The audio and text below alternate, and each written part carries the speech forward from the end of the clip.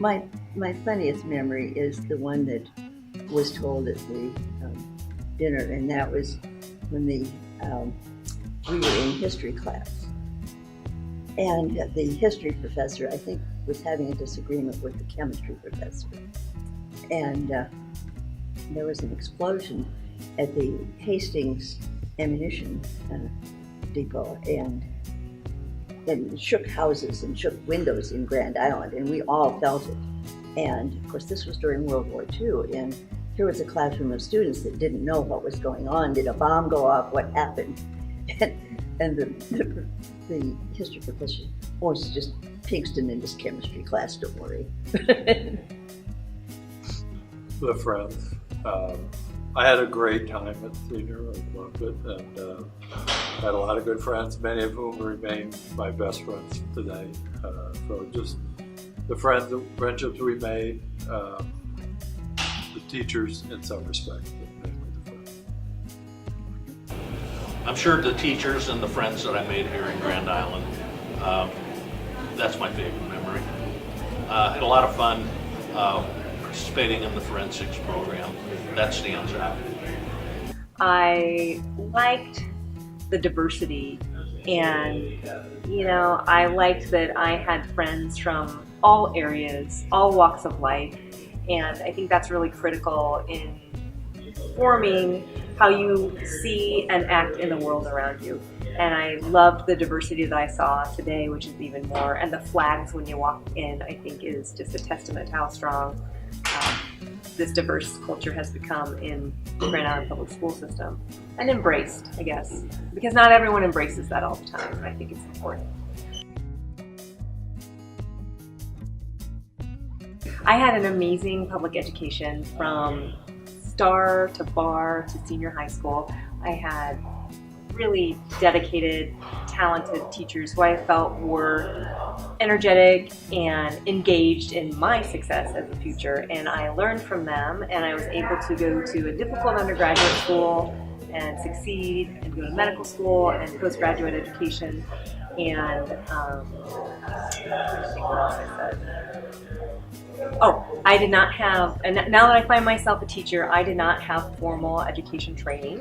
So I learned all of their methods and idiosyncrasies, and I stand on their shoulders as I move forward to teach in the upper echelons of education, medical school, and postgraduate medical education. So I thank them.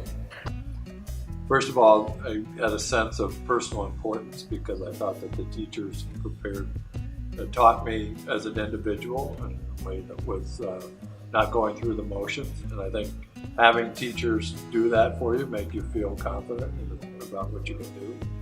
And Grand Island also allowed me to do things that in other places I wouldn't have been able to, like try to be an actor. The emphasis that I told the students when I was talking to them this morning, communication skills, knowing how to speak and knowing how to write. And as I told them, I don't think it makes any difference what field you go into, even if you get a job right out of high school, that a basic skill that you need to have is how to communicate both orally and in writing.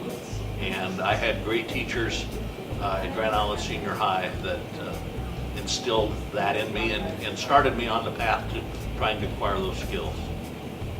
Well, it prepared me very well. My language courses, English language course, of course, taught me to write and to speak orally. My journalism course prepared me for writing succinctly and logically, with the most important parts first, and to express things in as few words as possible. My foreign language, which was Spanish in high school, was wonderful, and I used it professionally, actually, in later years. And my history courses and government courses were fabulous in preparing me for being a judge and being a lawyer.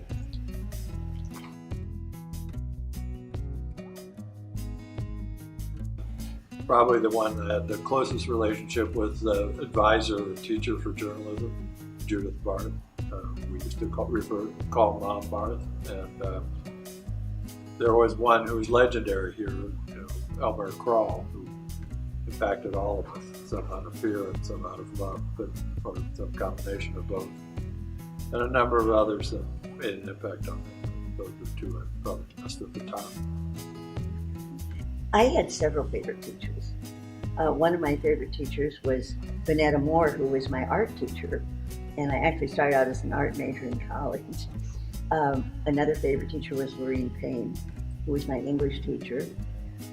Celestine Brock, who was the journalism teacher, was wonderful. Inez Latta was the drama teacher, and she was wonderful. And of course, for a lawyer, drama is a good background. And Hazel Hanna was the Spanish teacher, and she gave us just a superb background in Spanish. I went on with it as a major in college and relied so much on the background that she'd given me. Mr. Crawl, Ms. Owens were great English teachers. Dale Black was my debate coach. I followed him to Hastings College. He went there, and then I went there and was his student there for 4 years. And Dwayne Obermeyer, a longtime friend and journalism teacher. All these people have a big influence on me. I can't think of a teacher I didn't like. Maybe that's more important. Were some more inspirational than others? Sure, even going back to junior high. But I remember Mr. Crawl because he was a little bit eccentric, and Mrs. Cronin in French class, and Mr. Harms because he taught me calculus, which I absolutely needed for college. But I think it was just a collective love of all my teachers, and not one that stands out as a bad teacher.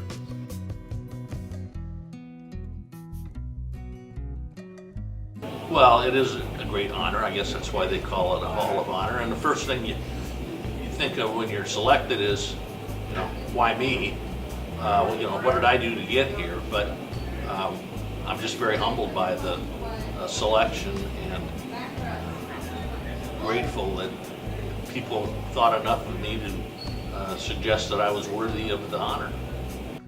Well, it's an incredible feeling to be recognized by one's high school.